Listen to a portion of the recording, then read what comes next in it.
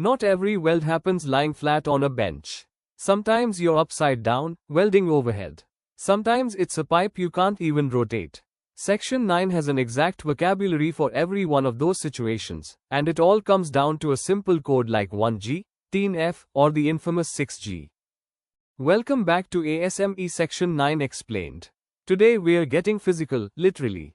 Welding positions, what the G and F codes mean, why pipe changes everything, and why 6G has the kind of reputation it does. Start with plate, and the logic is simple. 1G is flat, the plate sits horizontal, and you deposit weld metal from above. 2G is horizontal, the plate stands vertical, weld axis running horizontal. 3G is vertical, plate vertical, weld axis running vertical too. And 4G is overhead, flat plate again, but now you're depositing weld metal from underneath, fighting gravity the whole way.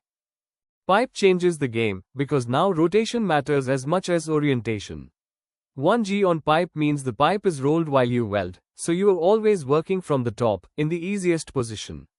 2G on pipe means the opposite, the pipe stays fixed, standing vertical, and you weld its horizontal axis without ever rotating it. Then come the multiple position tests, pipe only. 5G is a pipe lying horizontal, fixed, never rotated, meaning as you weld around it, you pass through flat, vertical, and overhead all in one continuous weld.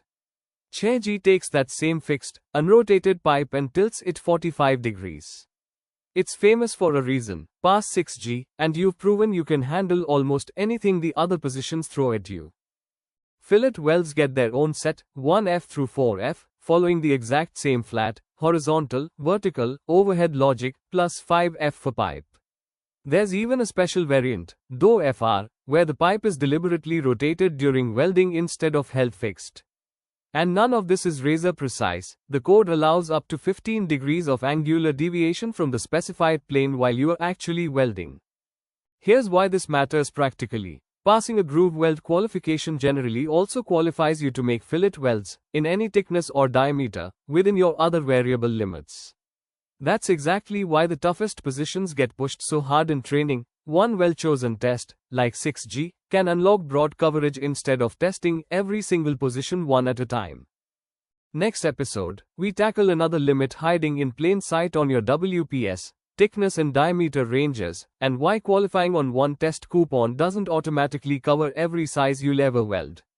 Subscribe so you don't miss it, and grab the full guide at weldfabworld.com.